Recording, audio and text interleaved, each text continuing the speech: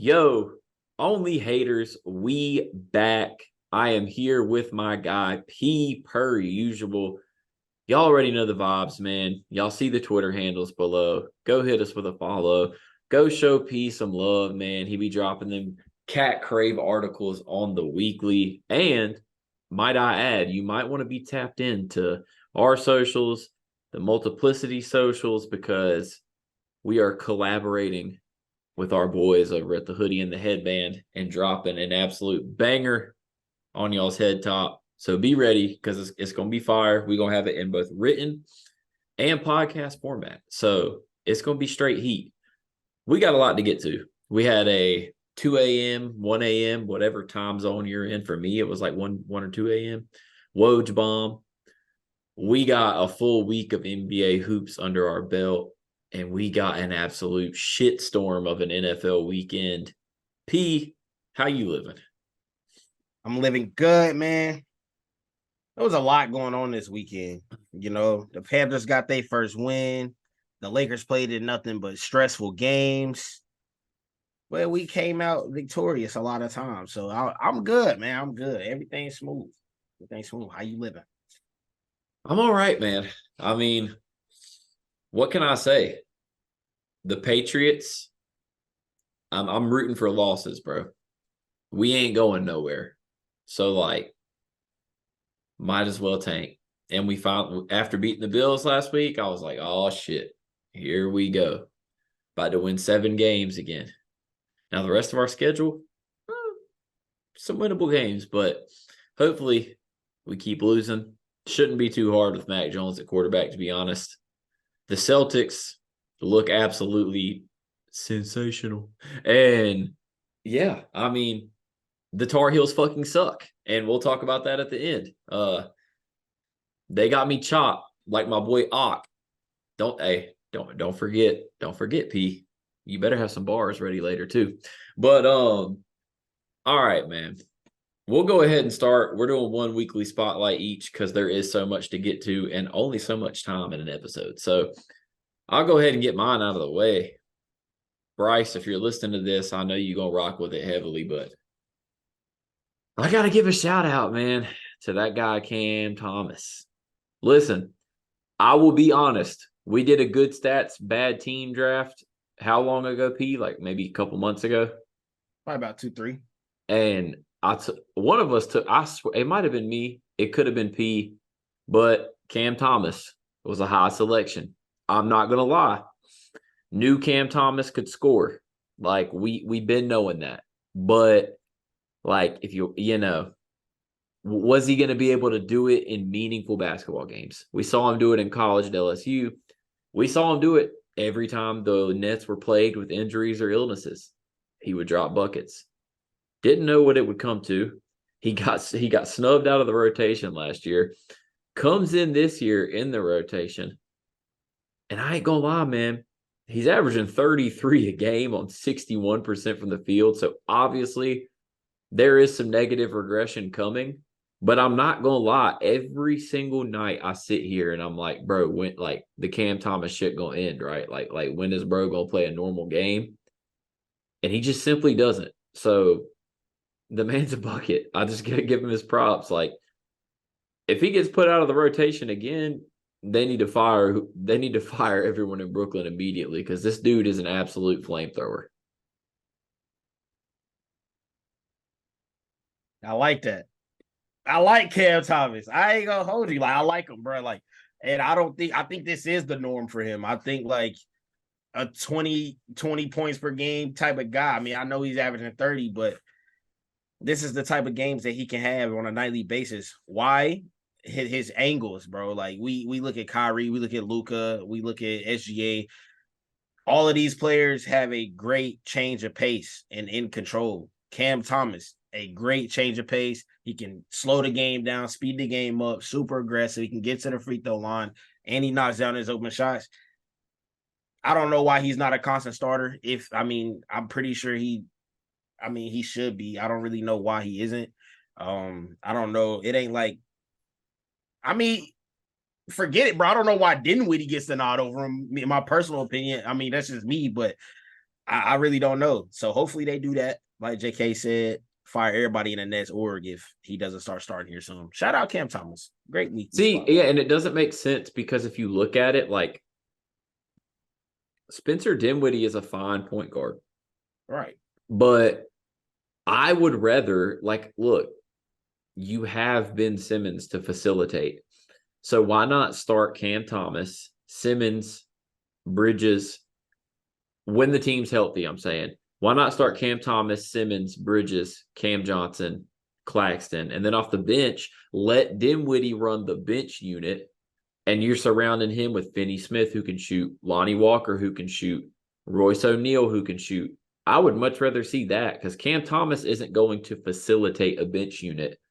He's going to score. So I just feel like it's a smarter personnel decision. And plus, I know Cam Thomas isn't a great defender, but like I'm pretty sure if you start him next to Claxton, Simmons, Bridges, and Cam Johnson, he's gonna be able to hide. So I mean, you ain't got to worry about it. But P, who's your spotlight? My spotlight goes out to Thomas Brown, offensive coordinator for the Carolina Panthers. Shout out my dog. You know, you got, I mean, I'm gonna be frank, bro. Like, you really got us our first win. The offense looked way better. The only thing that I had a problem with was our running backs. I don't know. They don't like finding holes and hitting holes for some reason. But other than that, shout out to that. You had Bryce Young looking good. He looked free. You got him out. You let him make his throws. It was nice. You drew up some concepts for receivers to look good. Mingo finally looked good for the first time all season, in my opinion. And you came out with a dub. You know, every drive that I seen Carolina go out, I was like, okay, this might end in some points instead of, damn, this shit stalling in 3 plays. So shout out to you. And it also helped Frank Reich call the game better in general. Like Frank Reich didn't hold all the timeouts going into halftime. He didn't hold all the timeouts going back home on the plane. He had a better game managing situation there. So it just looked better. It was a better Carolina Panthers team. I guess the Panthers are my weekly spotlight because shout out to the defense too. Dante Jackson, huge hater on my part. Even you balled out, my boy. So it was just a great performance. I'm ready for next week. That's how I'm feeling. Remind the people that might not be Panthers fans who the offensive coordinator was and kind of give them a little breakdown of what Thomas did a little differently. So at first, all right, so for people that are not Panthers fans, our head coach Frank Reich, he had play calling duties for our first 6 games, relinquished them over to Thomas Brown, who came over from I was about to say not Los Angeles. I was about to say the Rams, St. Louis, but Los Angeles Rams came over. He was under Sean McVay. He got the first crack, got his first nod. Everything looked better. He complimented his players better. He got Mingo, big body receiver, across the middle way more. He let Bryce Young, like I said, feel more free. He got him rolling out, got him stepping up, got him doing whatever he got to do to make these easier throws.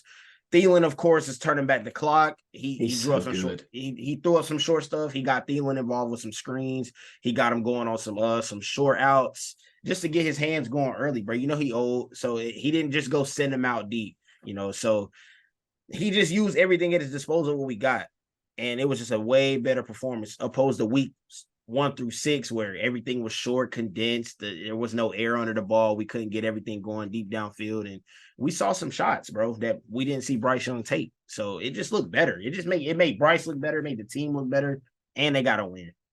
Simple. Yeah, I hope that was a good explanation for y'all non-Panther fans, man. I know it's hard to watch Panther football. I'll be trying for y'all.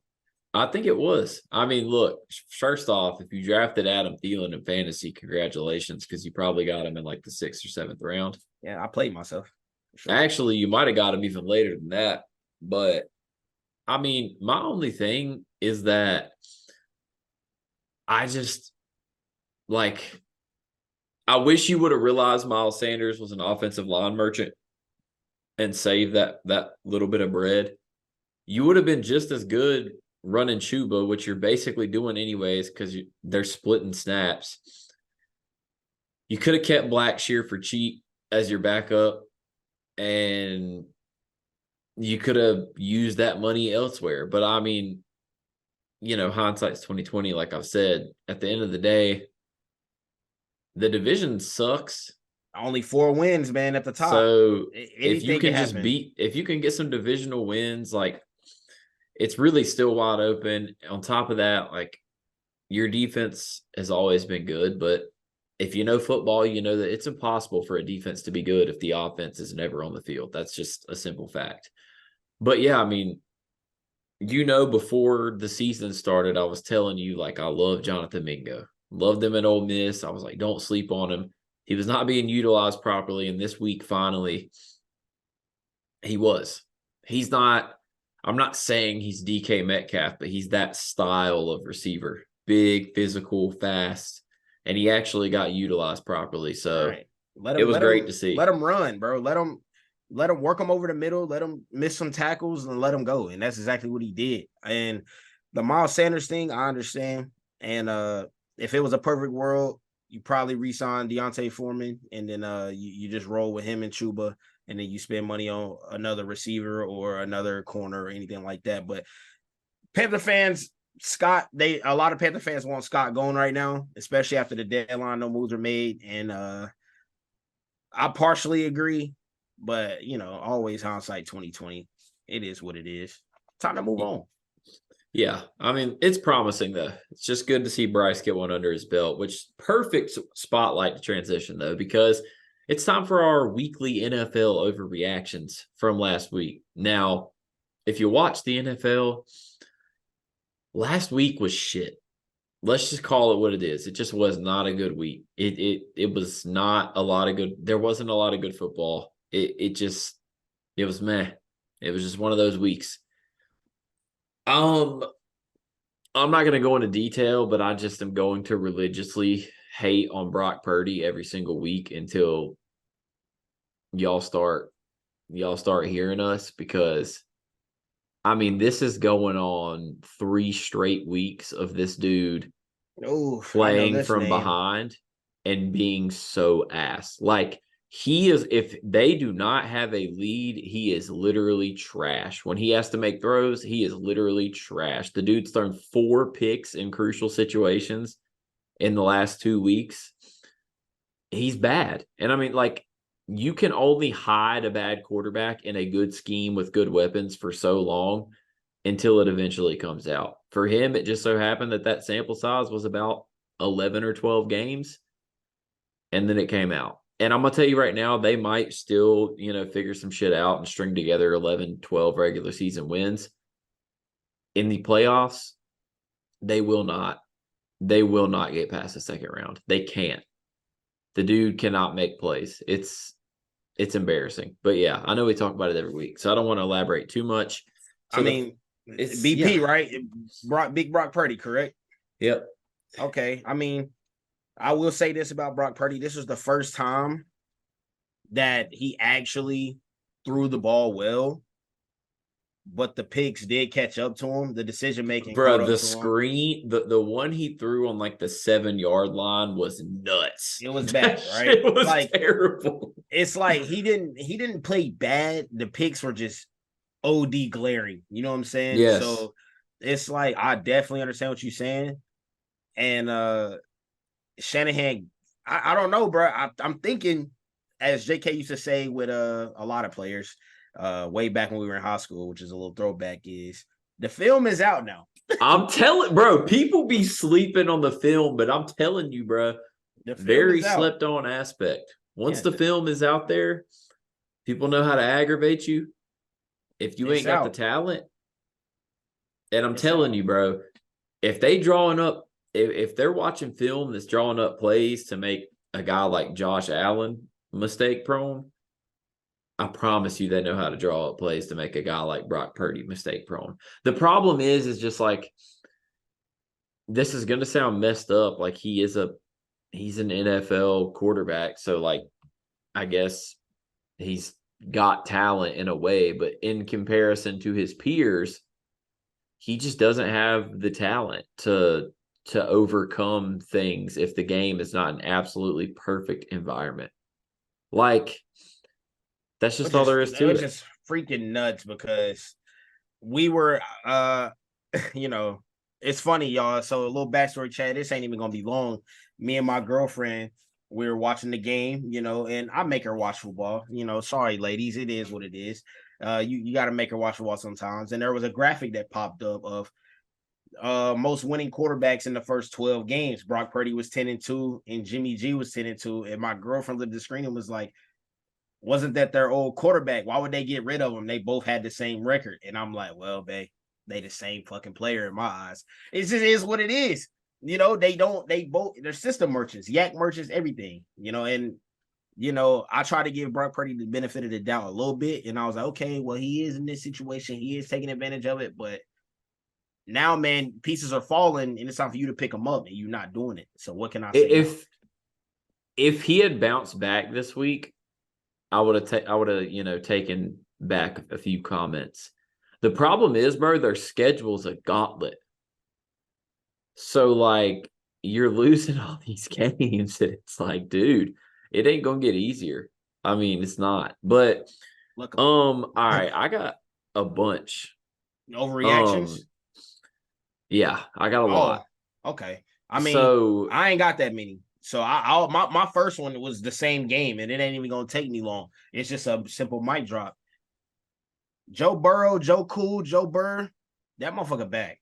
I told you, bro. What did I say 2 weeks ago? I was like, the way he moving in the pocket, the Bengals are back. They're back. They're back. Man. Jamar Chase and company.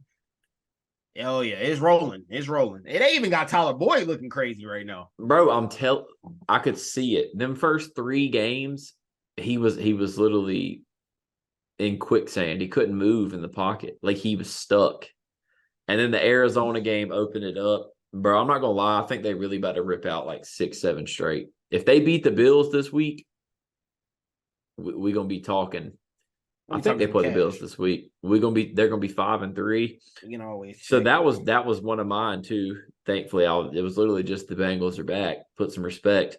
But I'm actually gonna stay in that division and say, if the Browns get healthy, you can go ahead and chalk in 3 AFC North playoff teams.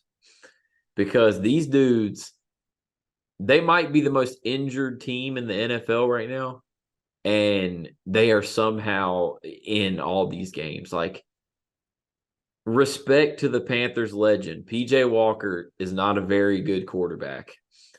And you ain't got to respect that, bro. Bunch. He's trash. And their defense is so good, and their run game is so good. Like the Seahawks, which is another one of my overreactions. How long are we going to let them fly under the radar before we realize they're a good-ass football team? It took everything in them to beat this Browns team. This Browns team beat the 49ers. If Deshaun Watson gets right, I'm telling you, man, like we're going to be looking at 3 teams in that division that win 11, 12 games. Like that's just all there is to it. I mean, and then the other part of that is with how bad their division is, there is a chance that the Jaguars could get the 1 seed.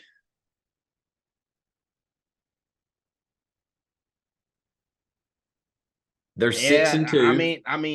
I know it was radio silent on my end, and y'all usually don't hear that from me, but it's true, y'all. I mean, it's true facts. I mean, they're all gonna beat each other up.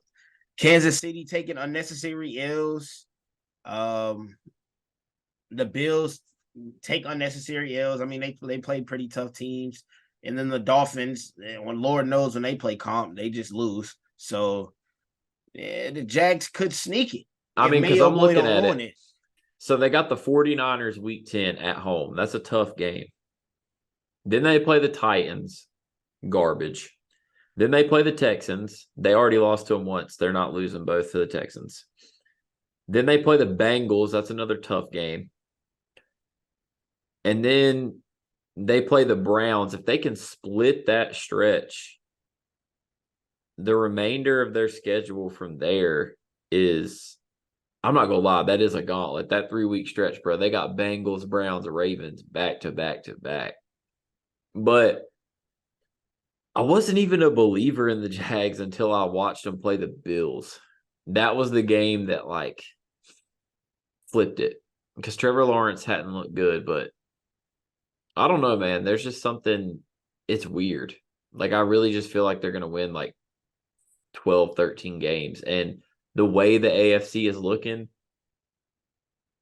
I mean, I'd say the Chiefs have the easiest, honestly, might have the easiest division just because the Raiders and the Broncos are so bad.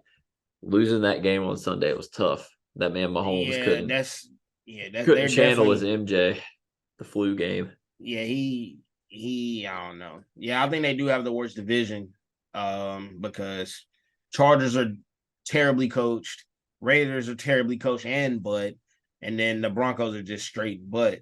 So, and then of course the Colts look way better than we all thought. The Texans look way better than we all thought, and the Titans are just tough all around. Vrabel ain't gonna go out without a fight. So, I yeah, I mean, think the Chiefs. because I'm just looking at the Chiefs' schedule too, bro. They got the Dolphins in Germany. That's a weird game. They're freaking in Europe. They could lose that game. Then they have Philly, and then they have Vegas and Green Bay. Then they have the Bills. Then they have the Patriots and Raiders. Then they have the Bengals, Chargers to end it. And we could be talking Chargers fighting for a playoff spot. Chargers, Bengals, Bills, Eagles, Dolphins. That's 5 really damn hard games. Like really hard. Yeah. So, and that offense just doesn't have a lot. Like their receivers are just bad. So I mean, they could easily go 2-3 in that stretch. And if they do 12-5, I mean, we're probably looking at a tiebreaker. I don't know. I mean, if that's the case, they get the 1 seed, but I don't know. It's going to be interesting, man. This is the AFC is a cluster because let you look at it. I'd say these are the playoff caliber teams. Chiefs, Bills, Dolphins, Browns, Bengals, Ravens, Jaguars. I guess you throw the Chargers in there. I still think they're a playoff caliber team. Hey, low key, the Jets. Yeah. There's 4-3. Schedule's kind of for now in the mid part. You making chalk Rodgers for late December, early January, and a sneak in. Correct me on the schedule part. Let's look at it. I'm gonna look at it right now. So they got the Chargers. Okay. That could go either way. That's whatever. The Raiders stink. The Bills they'll get it back in blood. GBG. Then they play the Dolphins, which we've seen they're prone. Where is that? Where is that at? It's in New York. It's in New York. What? Yep. Where is that? November 24th. It's like it's gonna be cold. Yep. It's gonna be cold. So then they play the Falcons. And the Texans, 2 dome teams in the cold in New York back to back. Right. Then they play the Dolphins in Miami. All right. So when is that game? So what date is that? That's December 17th. Okay. Keep going. And then they go Commanders, it should be Browns, Patriots. And then that's it? Yeah.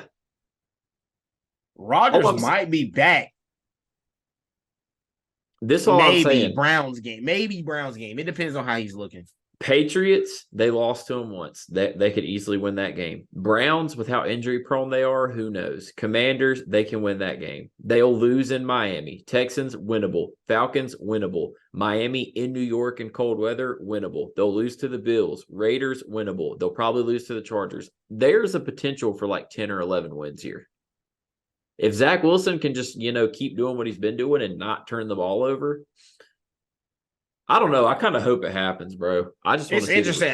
It's just like, to me, they have that. Like, if I'm gonna say the Chargers have that chance, then I can say the Jets have that chance. That's just how. Now you put Justin Herbert on the Jets.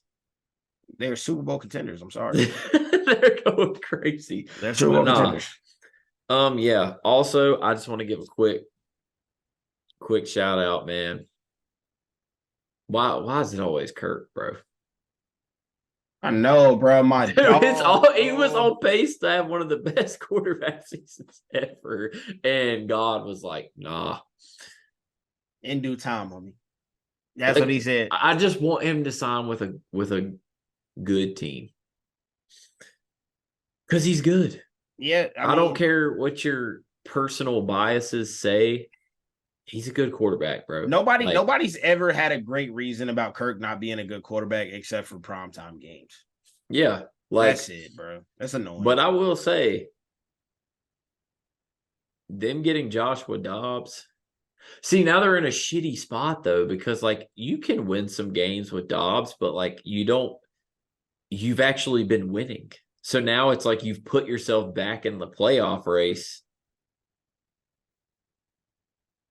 I don't know, man. Maybe this works out in the Vikings' favor a little bit because now that Kirk tore his Achilles, maybe they can get him back on some cheaper money type shit. That's true. And draft higher and keep going from there.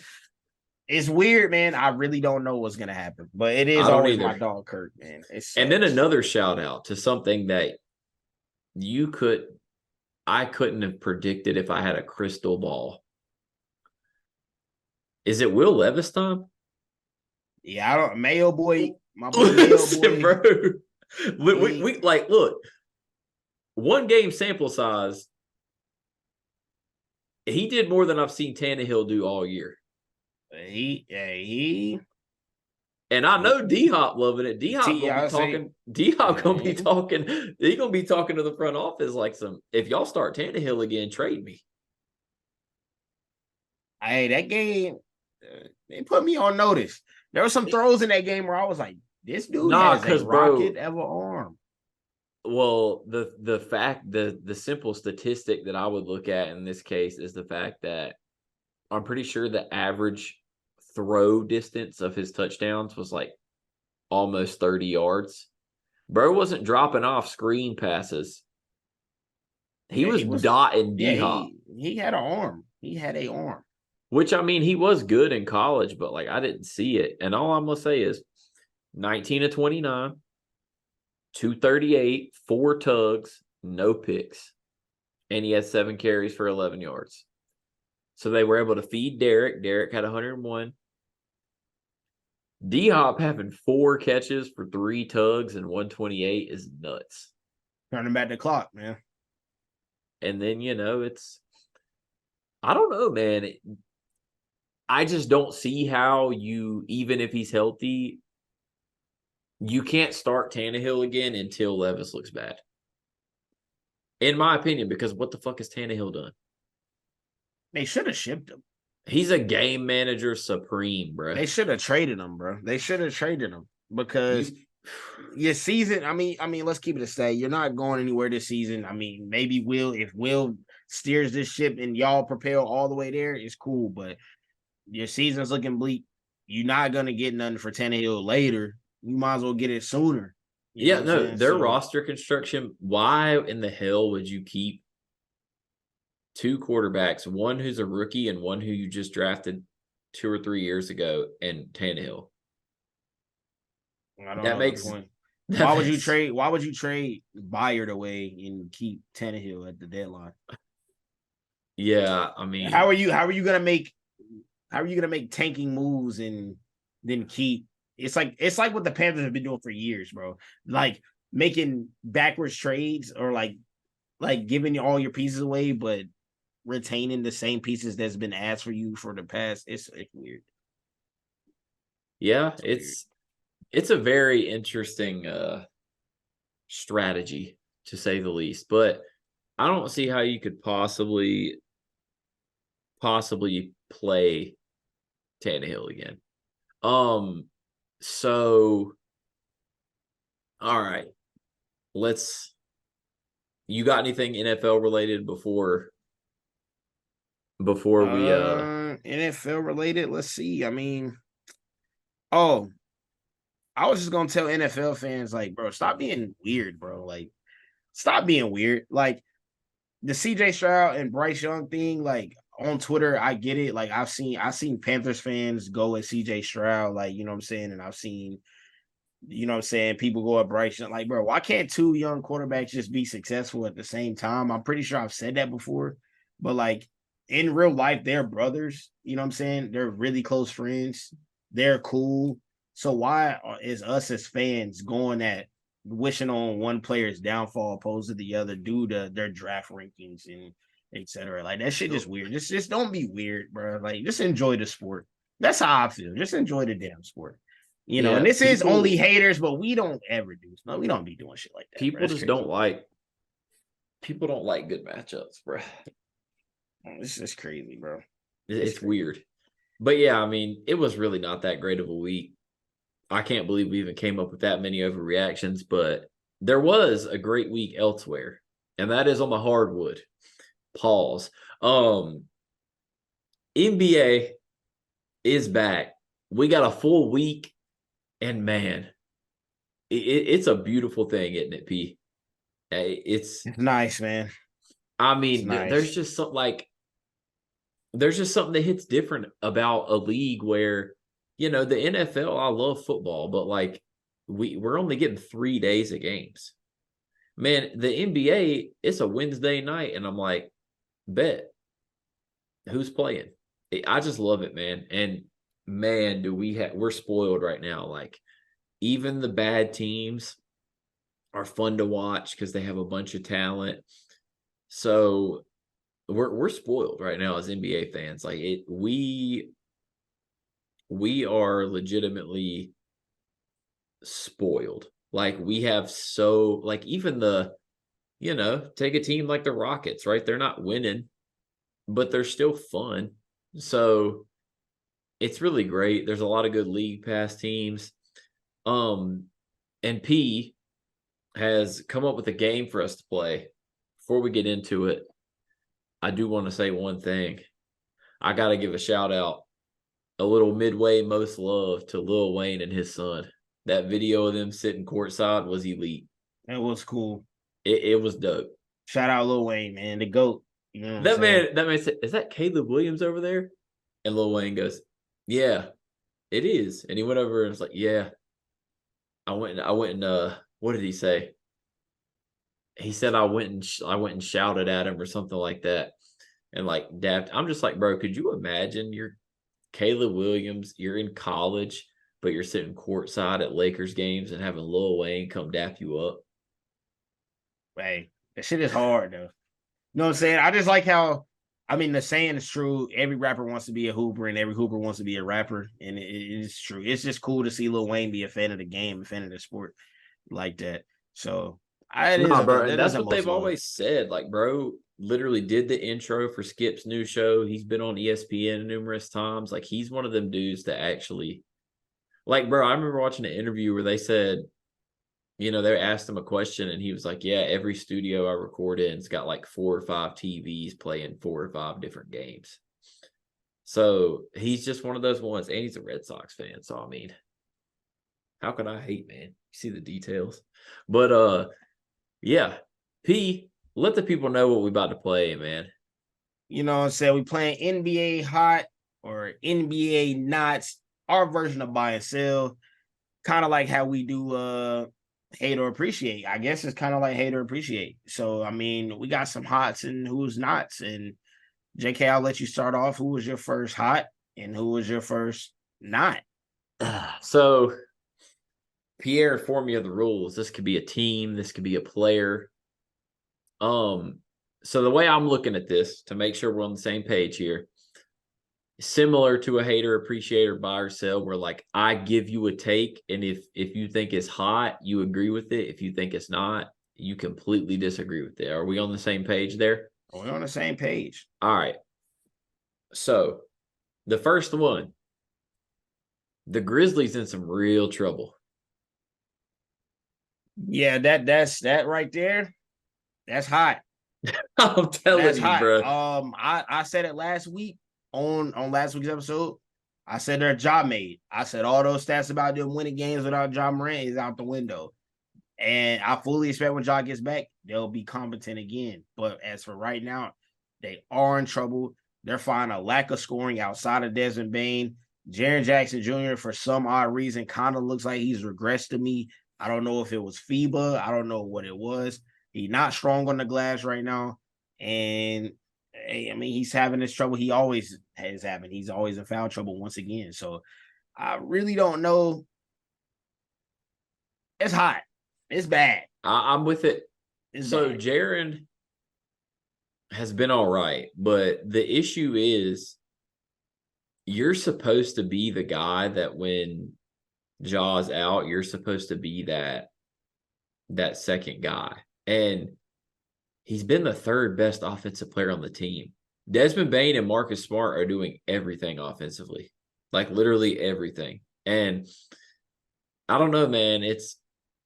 It's rough. Like I'm worried that when Ja comes back, they're like 9-14, and then with how good the West is, they're gonna have Hard to to go catch on up. like a 8 to 10 game win streak to not be a play-in team. So it's interesting in Memphis to me. I'm genuinely concerned about the Grizzlies. Okay. All right. Is this hot or not? The Sacramento Kings. Are they really going to be left out of the Western Conference playoffs as you see right now? I'm going to say, all right, what by playoffs are we saying they lose in the play-in or not make the play-in even? No, I'm going to say playoffs or bust type shit. Then I'm gonna say it's hot. I don't think they're getting in. I'm just watching that team, bro. First off, I now have beef with De'Aaron Fox because that's first team all glazed to sign with your ops brand. But that being said, De'Aaron Fox, the only person on that team that looked like last year was legit. Keegan is fine too. Keegan's in his second year. He's getting better. Listen, I'm just gonna say this. How long is it gonna take y'all to figure out Sabonis is not that guy and he can't be a number two? Like, he's not. There's a reason Indiana traded him, and there's a reason they've been better. Well, they're getting better with Halliburton than they were with Sabonis. He's not versatile. He's slow-footed on defense. He gets beat. Sure, he's a good rebounder. So is every 7-footer. And he just doesn't offer any floor spacing. The only real bright side of his offensive game is that he's a good passer. That's not what they need.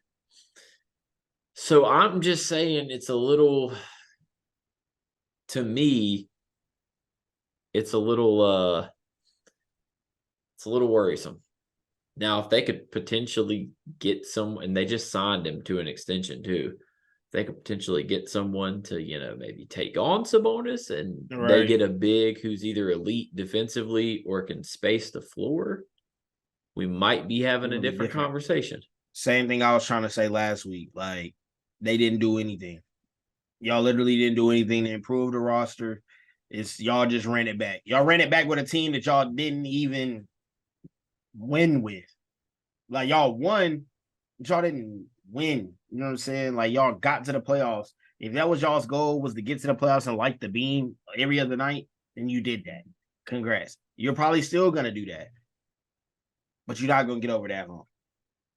No, We got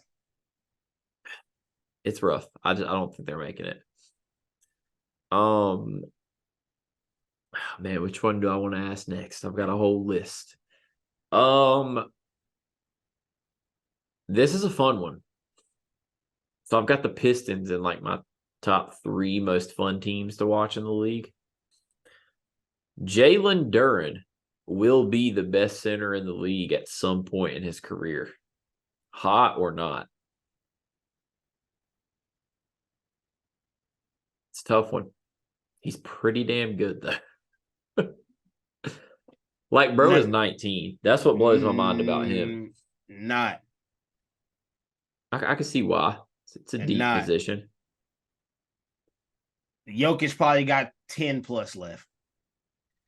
I don't know if he cares enough to play 10 more. I think Jokic cares enough to play 10 plus. 10 plus, he's not above the rim, so it ain't like he gets hurt often. His play style complements him to play longer than most of these guys. 10 plus. I could also see Giannis phasing later in his career to a center. Understandable. Embiid also could play 8+ ish, depending on the team. I think once Embiid gets on a better contending team, he'll be able to stay more healthy because it's not as demanding. Yep. I just think he's outmatched by those guys. And shit, even maybe Karl Anthony Towns if he goes But to a my place thing is like, dude is 19, bro. So like we don't even know how good bro is actually going to end up being. That's what really scares don't. me. We don't. But as of right now, I'm gonna say not. Projection wise, could he? Stats, everything? Yes, he's a monster. I'm going to say he could, but if we're doing like a percentage, I'm going to lean like 65 to 70% not. So I'll agree with you, but I just think it's an interesting question. I will buy in on the stock wise low a little bit. You know, I just think it's an interesting question, especially because we were talking about the Hornets, and the Hornets got to be scratching their head a little bit because Mark Williams is a really good basketball player, but Jalen Duren he's tough. is like generational in terms of being a franchise center. But yeah, what you got next? Since signing the largest deal in NBA history, is Jaylen Brown on your hot or not list? Up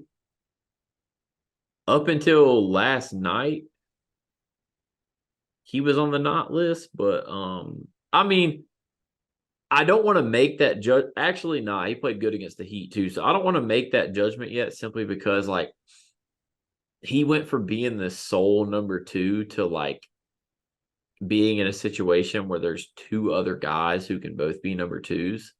So I get like a little bit of rust, but he was 11 of 22 against Miami for 27. And then against the Wizards last night, I think he had 36 on 13 of 24. So listen, 63 points on 24 of 46 shooting. I'm gonna say he's on the hot list right now. Okay. Like I think the first game, it did warrant an overreaction, and it definitely got one out of me. But I mean, I just think for the Celtics, like Tatum's your guy, but I think it's a matter of figuring out who the number 2 is, but it can be someone different every night. And what I think the key is for them is games like last night against the Wizards, or 2 nights ago, depending on, this will drop Wednesday, so 2 nights ago. The most important thing you can do as a coach is say, we're playing the Wizards tonight. We're going to win this game. It's your offense tonight. You get 25 shots. Right. So they did that. And yeah, after the first game, I'd have said not, but the last couple games, he's been doing his thing. Okay. That's respectable. What do you think? I'm curious. Well, unfortunately, I've always been a Jaylen Brown kind of fan. At one point in time, chat, y'all don't really know me that well. I said chat like I'm streaming, but viewers at home, there was one point where I was saying JB was 1A and Tatum was 1B at a time. And JK know that, which is fucking hilarious. There's still games where it looks like that. Yeah, the world don't know that I've said that before. So I've always been hot on JB. Yeah, the left-hand jokes are hilarious. I've made left-handed jokes. I'm supposed to be a Celtics hater, which I am. But I mean, it's yeah, bro. He's not playing bad at all, bro. And then we gotta understand, like, now that he's not the sole 2, there is some adjusting on his part that he has to make. Like, it's a little bit different. Tatum obviously can make that adjustment because he's still the number 1. He's the point guard right now, kind of, sort of. Like, Drew is your point guard. Tatum's just really doing everything. It's not much of an adjustment. JB he had to change a little bit. So that's why I feel like it was a little slow start, but now he's cooking. Shout out, bro, I guess. Let's just tie in to that. We'll probably do 2 more each for the sake of time. So real quick, let's go to the other side of that. To me, and obviously I'm going hot with this because that's just what I've seen. Tatum looks like he looks like he's taking the lead. Like he looks like he's ready to be in the top 5 MVP conversation, like even top 3, especially because they have a big chance to have the best record in basketball. Yeah, that's hot. I mean, I ain't gonna say that's hot. Actually, that's spicy. You know what I'm saying? Because that's what we expected. I mean, Yeah, if you really know hoops, if you really been following hoops, if you feel it really been following Tatum or anything else, that was great. That's all people been wanting to see. You know, so I think it's spicy. You know, it wasn't much more for his game to improve on, bro. He was already a it's great what rebounder. it He was, is for you know what I'm me saying? this year. The rebounding got way better last year. He's going to average nine or Yeah. maybe even 10 rebounds. The passing got better. He's going to average 5 assists, and we know he's probably going to average 30. But what's been different so far for me is the spacing in this offense has skyrocketed his efficiency. The dude, Which is understandable though. his splits right now, it's 30 a game on 55 and 37 splits. Right. It used to be 30 a game on 44 and 35 splits, but he's not having to force. And the thing I've loved more than anything, if you've watched all the Celtics games, he's finally back in the damn mid post. Finally. I don't know why we ever took him out. Like he's finally shooting the mid, like he's finally shooting the mid range again. So it's definitely, I mean, that's how I feel. Like my biggest problem with JT, obviously, once again, viewers, if you don't know me at home, my biggest problem with JT was always late in games, his decision making in terms of forcing, and then games where he would just take his foot off the gas, like he's eating, and then I feel Yep. like he gets subconscious, like, oh, I should get other people involved, so he stops doing what he's doing, starts kicking, starts doing that, or he'll go to the hole, not get a foul call, so he won't go back to the hole. Now he has enough space into where he can continue to drive. He don't have to shoot the glorious sidestepping threes that he always shoots, and he can kind of work. And the reason why he's back at the mid post is because you got Porzingis out there, you got Drew that can hit shots, you got JB that can hit shots, and it just opens everything up. So that's all we wanted to see was Tatum make that one last leap. Now, can they win a championship? I think so. The way he's playing, but time will tell. Yep. Time will tell. That's hot. It's That's interesting. spicy. That's spicy. That's spicy. Okay. What you got? Okay. That's a good one. I'm gonna try to get you a fun one right here. I'm gonna try to get you a fun one instead of something that's spicy. Okay.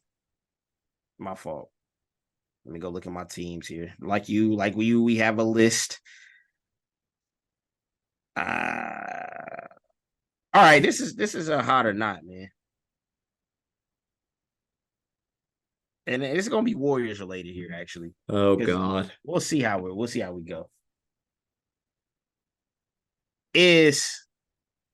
Are the Warriors at their current state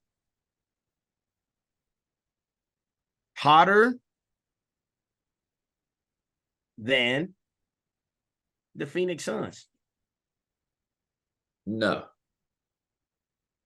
they're not. And the simple fact of the matter is we are watching a Suns team that has like one dude healthy. And they're about to be 3-1. And also the Suns won the head-to-head matchup with Booker and KD, and their bench didn't even look as good as it did now. I think the Suns just look really good, and I'm not like the Warriors to me are very, very, very, very, very reliant on Wardell, Stephen Curry to go belligerent every night.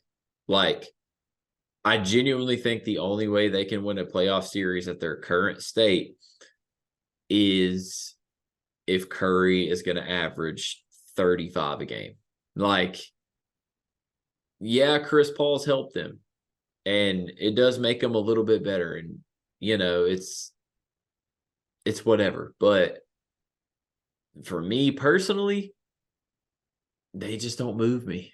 And I know they're not moving the fans either because, like, all the Warriors accounts are, like, going crazy because of what they did to the Pelicans last night, who were missing Brandon Ingram.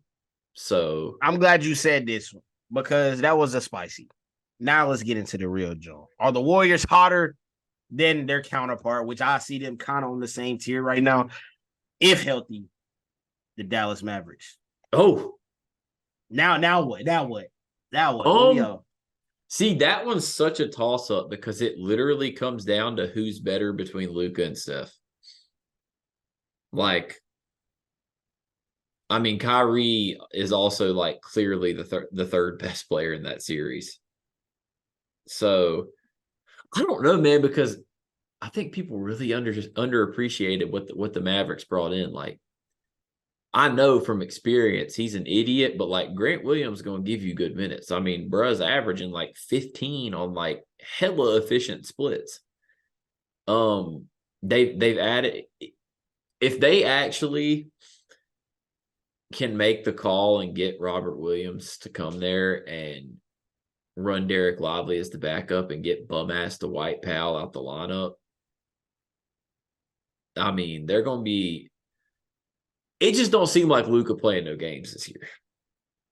He looks – bro, look at him the first 3 games last year from a body perspective to now, dude is in such better shape. He taking shit personally. Luka is definitely one of one, you know. He's one on one. I can't even argue that. Luka's one on one. And he's put on a show. His performance against the Nets, actually his performance against everybody. If you ever see, this is a gambler's advice. Shout out to all the prospects, man. If you ever see Luka Doncic over first half fantasy or first half PRA, take it. 25.5. Take it. A god. He's not playing games. No, he's on a mission. So that one honestly could go either way. I don't even know. Like, I guess spicy, but damn, I'd love to see it. I would love to see that series. The rematch. My last one. James Harden, as we know, has been traded to the Los Angeles Clippers. Assuming you know that, if you have your Woj notifications on at least. I really don't feel like listing out all the players, but basically Harden and Tucker are going to the Clippers, and the Sixers are literally receiving a bunch of dudes who are mostly probably going to get bought out, like Marcus Morris, Nick Batum, just salary matching. I would like to know, hot or not, the Clippers quartet. Not.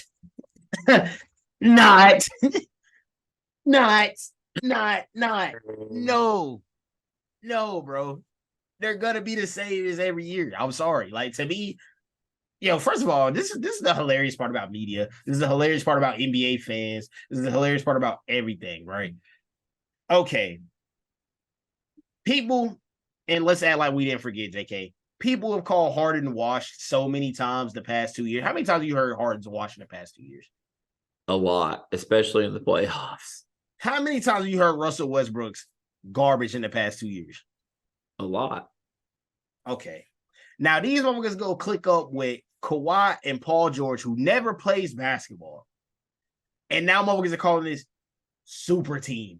They winning a chip. They doing this. They doing that. Dude, they are literally the stereotypical, like, they're a super team on paper. Like, come on. I'm not like, now I will agree they fleeced because they kept Bones Highland. Man, I don't know how they pulled that off. They did, in fact, fleece. They did fleece the Sixers. Everybody needs to be fired over there. But I think the Sixers were just trying to do subtraction by addition by subtraction, and just have Maxey do his thing, because Maxey looks absolutely great. Once again, I do want to apologize to Tyrese Maxey because I said I feel like he's already hit his peak. He's elite. And that brother's going crazy. So shout out to you, Tyrese Maxey. But, bro, it's nothing to me, bro. It's a bunch of wormholes, bro. Russ wants the ball all the time. James Harden's gonna want the ball all the time. Kawhi still wants the ball all See, the time. Paul George still wants the ball all the time. I would like it so much more if they didn't already have Westbrook. Bro, I would like it so much more if Kawhi and Paul George actually played basketball. Hey, man, they haven't missed a game yet this year. Chill on them. They missing right now. My boy Paul George shooting 1 for 8 and Kawhi Kawhi shooting 0 for 5. like they missing ball right now. So No, I get it. Like, if you're the Clippers, why would you not do it for that price? right, for sure. I think it really just depends on, like, because I will be honest, Russ has taken on a completely different role over there. For Like, sure.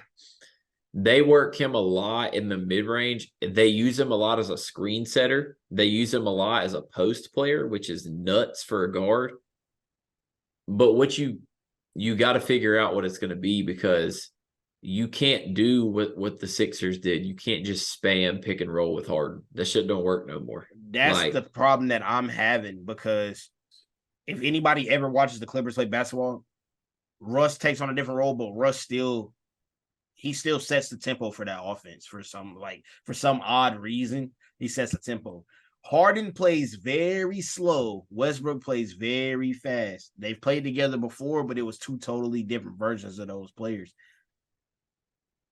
If Harden comes back in and plays shooting guard, I think it works a little bit better.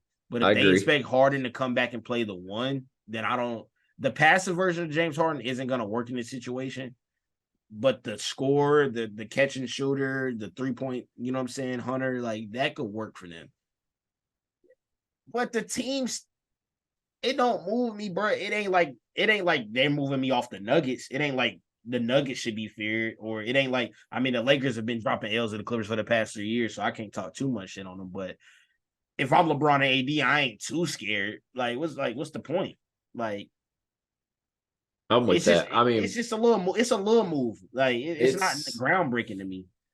this is my bottom line. When I hear, oh, their death lineup's going to be, or fourth quarter lineup's going to be Westbrook, Harden, PG, Kawhi, and Zubats, I'm just like, I'm not scared. Now, you hit me with that lineup in 2016, I'm shitting my pants. But it's 2023. And yeah, you got one more? Okay. Okay. I had a personal one. Can I get my personal one off the books real quick? Yep. Never thought I'd say this. Or fans at home probably never thought I'd say this.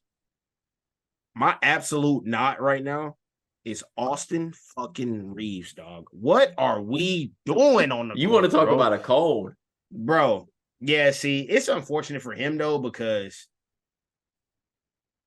for some reason, Darwin Ham really be putting Austin Reeves on some of the toughest matchups on the court for no apparent reason. Like, when I tell you we had Austin Reeves guarding Kevin Durant for the first half of the game, bro, I about lost it, yo. In what world does Austin Reeves need to be guarding Kevin fucking Durant? What are we doing, bro? Darwin Ham is a knot too, but he and my most hated, so I don't even worry about that. But Austin Reeves right now, bro, I have no doubts he'll turn it around. But right now, it's just bothering me because he looks like he's not playing confidently like he did last year or in FIBA at all. And I don't know why it's looking like that. I don't know if it's because of the roles that we're seeing right now, which his role is pretty much the same as last year. But early on, it looks like D'Lo is taking the chunk of the on ball responsibility in terms of the pick and roll, et cetera, which is Austin Reeves' game, and he's more off ball. I don't know what it is, but it's not. He's being inefficient. He's a cone, and he's looking like one of the worst Lakers on the court right now at this current moment. And it's not brewing well for me right now. That's my not, because we formed, and of course I was a part of it, and I still stamp it. We formed a big three out of them. You know what I'm saying? Somehow, some way, we called it a big three, and it's not adding right now, and it's bothering me. And I'm a truther, bro. You know what I'm saying? I'm a hoops fan. I'm not just a Lakers fan. I'm a hoops fan. So like this shit ain't moving me. That's my personal not. I mean, Personal. yeah, it's rough times for Mr. Reeves, because I'm just not seeing, like, This is why you should have dealt D'Angelo Russell. Like, it's just that simple because D'Angelo Russell has been playing the same way since he was in high school. That is never going to change. He has always played this way. He has always been ball dominant, and he's always played the same exact way. That's not going to change. Austin Reeves thrived last year because he played like a primary facilitator role because D'Lo wasn't really playing in the playoffs like that. They tried and it didn't work. So that's the issue for me is you're not going to be able to change D'Lo. I'm not saying he was a hot commodity, but you should have tried to move him. That's just how I feel about it. But yeah, that's all I got for the hot or nots. My last one for you, because I totally bombarded yours. Hot or not, this is a little spicy. Did we jump, or not even we, because first and foremost, I mean, I thought it was crazy trade and all, but you know who I'm getting at when I say crazy trade. But did the world jump to conclusions a little too fast on the Milwaukee Bucks? Is that hot, or is that not? I'm gonna say not. I don't think that's hot. I mean, like, all right, and I'm saying I agree. Like, I'm saying I agree with you. So I don't know if that would be a hot or not because that is you said confusing. Yeah, did the world jump to conclusions on the, you know what I'm saying? Okay, or like, all right. So what I'm saying is I agree with you. I don't agree with the world. That's why I said not instead of hot. Because the world was like, oh, they going to the title. Look, Dame had a great first game. We already getting prepared for the bar segment.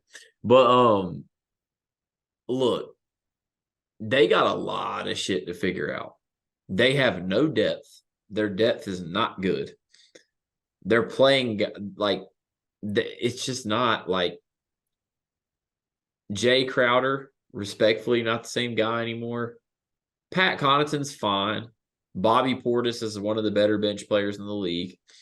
You get past that, though, I mean, you're relying on Marjon Beauchamp to take a huge leap. You're relying on a guy like Malik Beasley, who couldn't even get on the court for the Lakers last year, to do things for you. So, I don't know, man. I get the star power aspect. First off, we said this when it first happened. Chris Middleton is not the same anymore.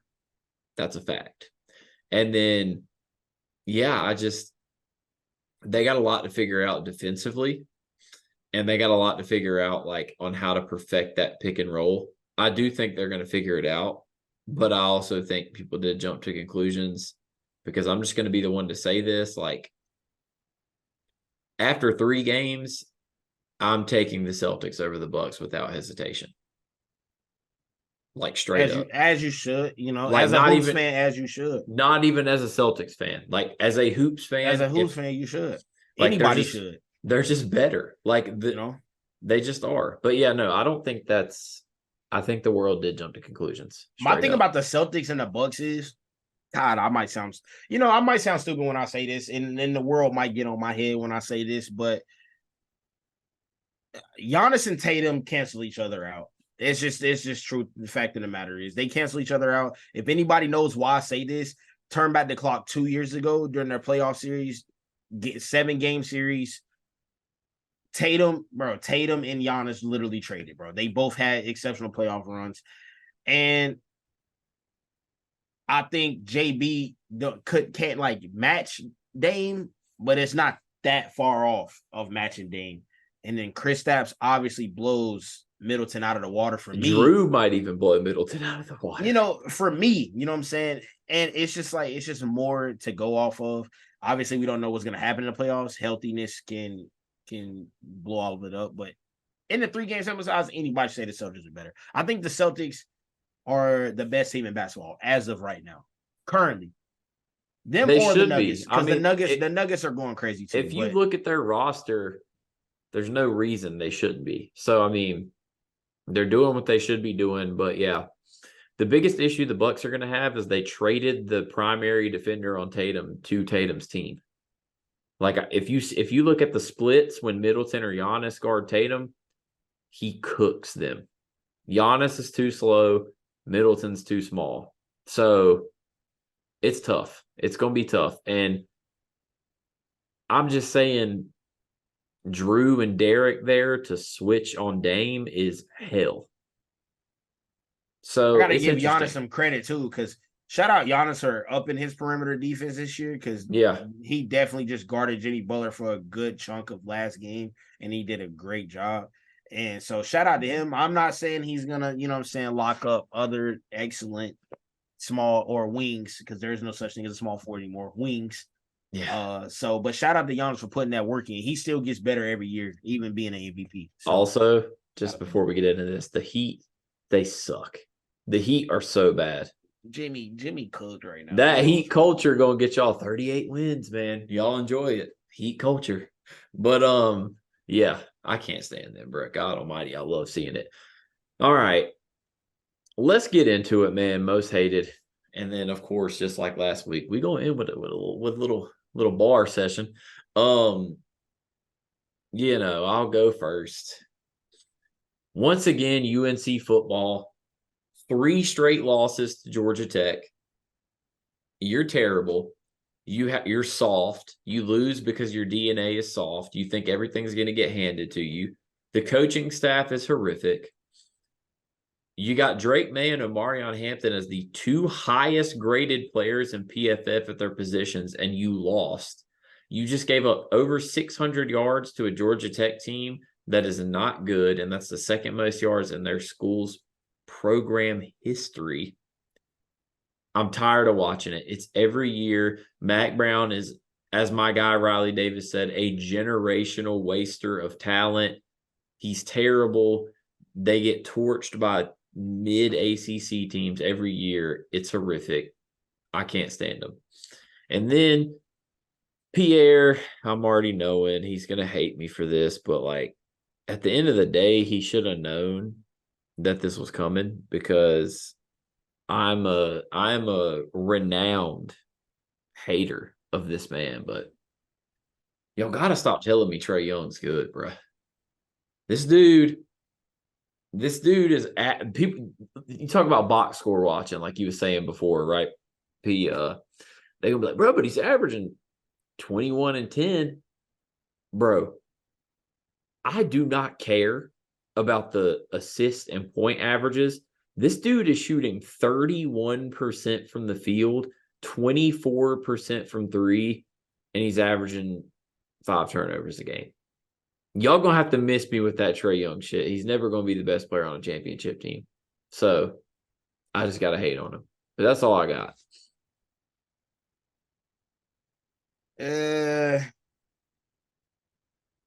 My most hated is Darvin Ham, bro. Like the Lakers are 2-2, but this is the worst 2-2 I've ever felt in my entire life. Like, I don't know how to even explain it to people at home. It's like you watch the Lakers play, and the amount of game, bro.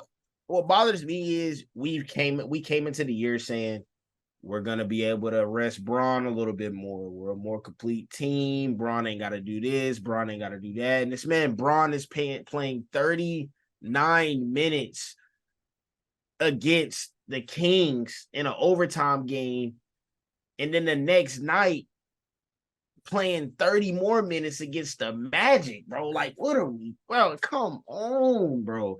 And it's all because of these weak ass rotations that Darvin Ham is putting out. I shouldn't have to be up. First of all, we're on the East Coast. I shouldn't have to wait till 10 o'clock at night to wait up and watch a lineup consist of Jackson Hayes and Christian Wood and AD in one lineup, bro. I don't know why I have to be up and watch that, but I do. And I don't know why we pay Rui 50 mil, which I don't even think is an outrageous amount of bread, for this man to be playing a minimal amount of minutes. I don't know why we did all of this talking about Max Christie and having him hoop out like he did in the summer league for this man to not get minutes. I was wrong about Cam Reddish, low key. I thought Cam Reddish was going to come in and hoop out. Give Max Christie some of his minutes, bro. I can't keep watching that shit. These lineups have been so bad. Gabe Vincent, too. Terrible. Gabe finally played his first good game yesterday, sort of, kinda, and I don't know, bro. Nothing's working right now. I don't know why we're running Gabe Vincent and D'Lo in the same lineup. Both black holes. Terrible. It's just terrible coaching right now, bro. It's bothering me. You're 2-2, but you look on 4. That's what I'm getting at. And it's bad. It's bad business. And we're supposed to be way better than what we are. And my second most hated would go to Panthers fan or Panthers haters that are from Charlotte. I will never understand that. I will quite literally never understand that. I got so many DMs about like, bro, you happy they won one game? Yes. Yes. Why would I not be happy my team just won a game? Why would I not be? Why are Charlotte natives saying the Panthers ass, the Panthers suck, the Panthers, bro, you're from Charlotte, bro. Like, I'm not saying you got to be a fan, but you like hating the Panthers is unreal. That's like me personally, I don't hate the Hornets at all. You know what I'm saying? The Charlotte Hornets. I support the Charlotte Hornets. I hope they end up being good. I spend a lot of money going to their basketball games, you know what I'm saying, and watching them. I've never hated the Charlotte Hornets. I keep up with them regularly. You know what I'm saying? Like the Lakers. Like, it's funny. I know a lot about the Hornets basketball team. I even tweet about them. So I think it's weird that people hate on teams that, you know what I'm saying, in their home area. I just think that's the weirdest shit ever, bro. I don't know why. It's weird. I don't know how you feel about that personally, but I think that shit is goofy and corny as hell. Well, I would say, a guy like me, I have every right to hate the Panthers because all I got growing up was hatred because we dropped y'all off in the Super Bowl. So it's a little different for me because I've been a Patriots fan my whole life, and that's like the Panthers' least favorite squad. So that's the only reason I don't really hate them anymore because, like, we crossed paths when Cam Newton came and became a Patriot. Like, that tension is gone because that Super Bowl was so long ago. But, like, bruh, everyone in this area, man, used to hate all the time because the Patriots-Panthers Super Bowl. But that's crazy to me, too, because, like, I could give two shits about that Super Bowl. Bro, I was fucking less than 5 years old. Why would I even, I mean, if you read stories on Spygate, cool, but even still, like, bro, who cares? Like, now we played the Patriots in 2015 and got dropped off, which could have happened if, they didn't sell against Denver like we sold against Denver. But, then I could be a little mad. But, bro, I just think that shit weird. I don't know why. And it's like, why would you want your hometown team to always fail? Yeah, that shit's weird. I don't get that part. It's weird. Know. That's messing me up. I'd love a championship parade in Charlotte. That'd be lit. I'll be there. Front row crying. Front row crying. If the Hornets won an NBA championship, I would go to the parade. Under. Don't say over under 10 years. 25 and a half years. For a Hornets championship? Under. You don't think they're gonna be on some Nuggets shit where they a franchise for like 70 to 80 years before they win? It just takes that one.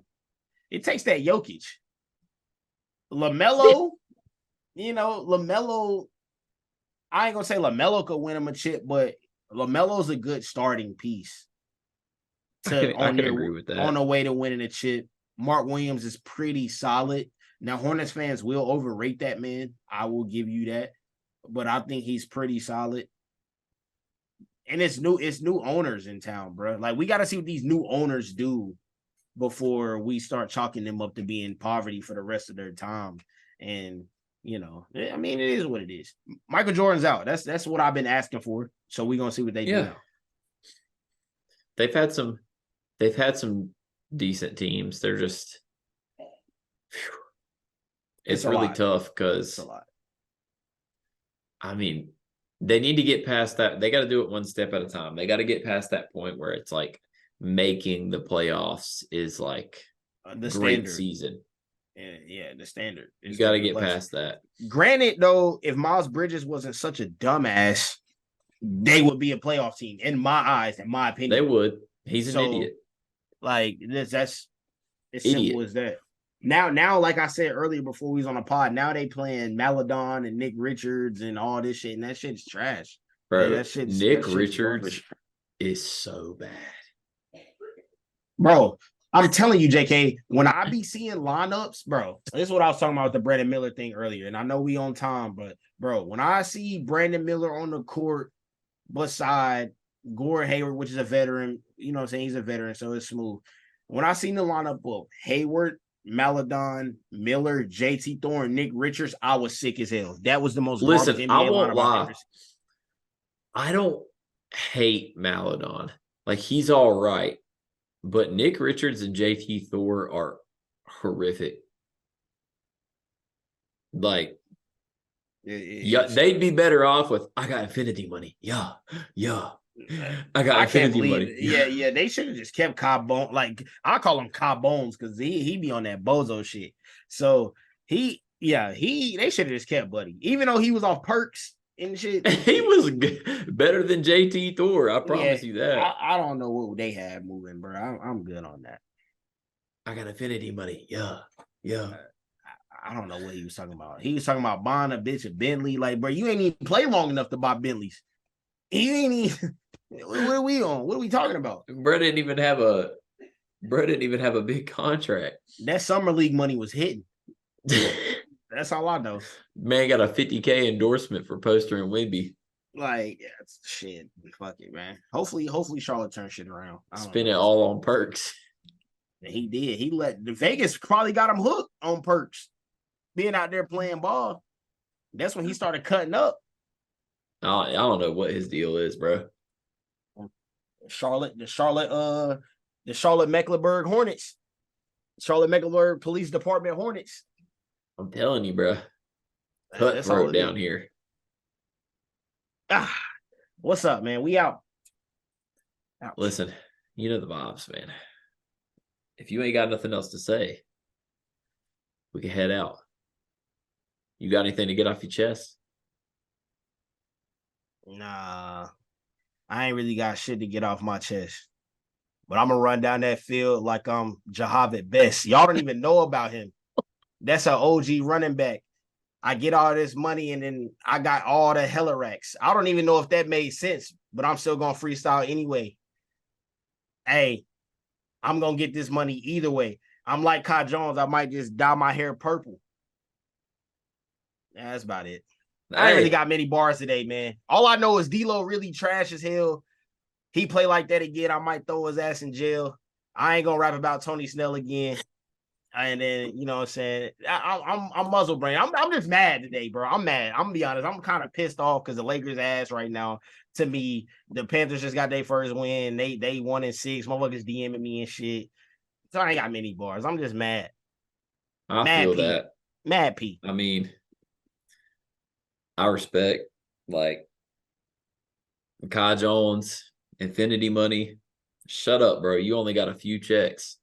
Call your girl a t-shirt because she gave the whole crew neck. Oh, hold up. Yeah, we spitting them double entendres. I ain't with that bull, don't call me Sandra. Okay. Oh, I'm about to hit him by the blind side. Looking at me, he's hella wide-eyed. Looking at P, he was talking about job at best. Oh, you mean the one that went to Cal?